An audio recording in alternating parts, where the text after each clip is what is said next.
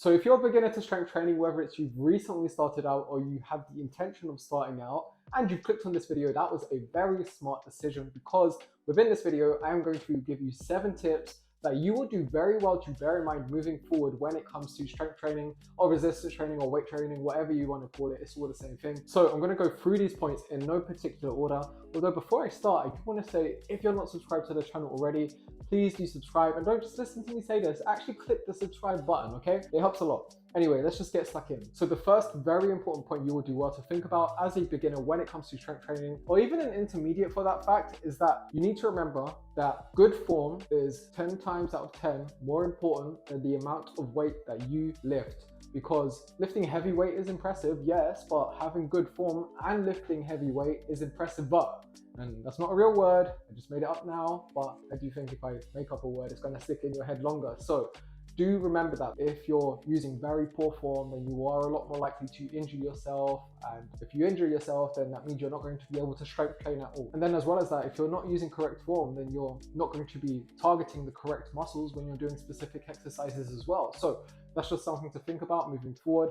And remember, always ensure that you're using good form before anything else. And now the second very important point, and remember, I am going through these in no particular order, but the second point is do not skip out on muscle groups. Now, when I used to be a personal trainer in a gym, and I say used to because I'm exclusively working online now, but when I was a personal trainer on the gym floor and I was speaking to many different members every single day, generally speaking, most guys would skip out their lower body, so their legs and their glutes, and most ladies would skip out on their chest. Now, you need to remember that you're only going to be as strong as your weakest link. And now, if you're developing many muscles within your body and then you're just completely ignoring maybe one or two, that is eventually going to result in some sort of injury. And now you're probably not worried about that right now because you feel absolutely fine. But again, when that day does arrive, when you do get injured because of the chronic neglect and the huge imbalance that you've caused in your body, then you are going to remember what I've said now. So it's better that you do start just not ignoring any of your muscle groups from now and create a routine that's going to help work your body as a whole. And on that note, if you want my full body workout plan from my website, then you can always click the link that I'm going to leave in the caption of this video. And that link is going to take you to my website where you can grab my full body workout plan. And now the third very important point that you would do extremely well to prioritize on your strength training journey is progressive overload. So if you don't know what progressive overload is, to put it very simply, it's just a fancy way of saying gradually increase the stimulus applied to your muscles over time. And if you're wondering how you would do that, you would basically do that through doing either more reps, more weight, using better form, to name a few. And this is absolutely vital for progression. It's a non-negotiable. And now this isn't to say that you must progressively overload on every single exercise for every single set within every single session, because you will soon realize that strength training just doesn't simply work like that. But on your overall strength training journey, there does need to be an element of progressive overload within it, and you do need to be progressing your exercises, or at least the majority of them, over time, because again, this is how you are going to get stronger and make progress. If there's no progressive overload over time, then there is no progress. And now the fourth very important factor that you do need to prioritize as well is rest and recovery. Now, if you're very inconsistent with your strength training, then of course you don't need to worry about this, but there are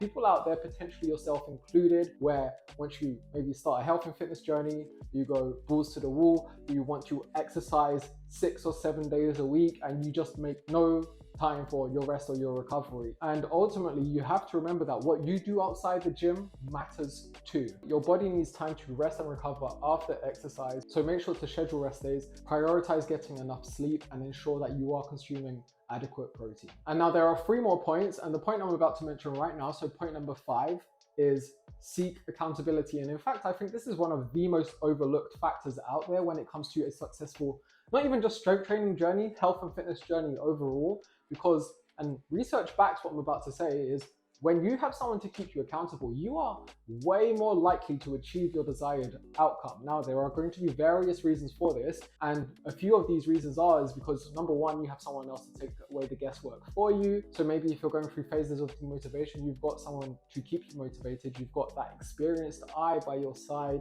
and basically you are paying someone to give a shit, to put it bluntly. So again, accountability can be a very powerful motivator. Now, if you don't have maybe the finances for a coach, that's okay as well. You can maybe reach out to a friend who is on a similar journey to you. Although obviously that does come with its potential downsides because they might not be as motivated as you. So you do have to weigh up the pros and cons and just maybe find out what is the best way to have someone keep you accountable, because accountability is probably the most powerful motivator. And now point number 6, and I know this is a video about what you would do well to bear in mind on your strength training journey, but I do feel like this should be mentioned because I don't want to pretend it doesn't matter at all and like it's not going to have an effect. But number 6 is your nutrition. Now, I know that's a very, very broad subject, but your nutrition does matter as well. Now, I also understand if you're at the very start of your health and fitness journey and you don't want to take on what might feel like 101 things at once and you just want to start with your strength training, that's absolutely fine as well. But it is good to just bear in mind that moving forward, your nutrition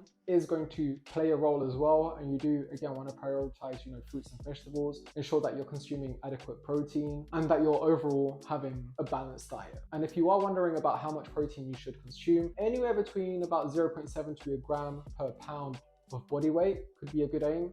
A gram per centimeter of height could be a good aim. I would probably start with whichever one feels less overwhelming right now. Or if you do have a lot of weight to lose, I would probably just aim for about a gram per pound of your goal weight. And then the final point, which is point number 7, is comparison. And by this, I mean, don't compare yourself to others. Now, I know this is way easier said than done, but it's true because comparing yourself to others is probably one of the most common mistakes I see. Number 1, you have no idea what other people have done to get there. Maybe their mental health is in a terrible place because they've been using unsustainable approaches for their fitness journey. Number 2, a lot of demotivation comes on the back of comparison, which is why I also mention this, because sometimes you're going to think you're not doing so well, whereas in reality, you're doing amazingly well. Because, and I know this is cliche, but it's you v you. Everyone's fitness journey is different. Progress isn't always linear.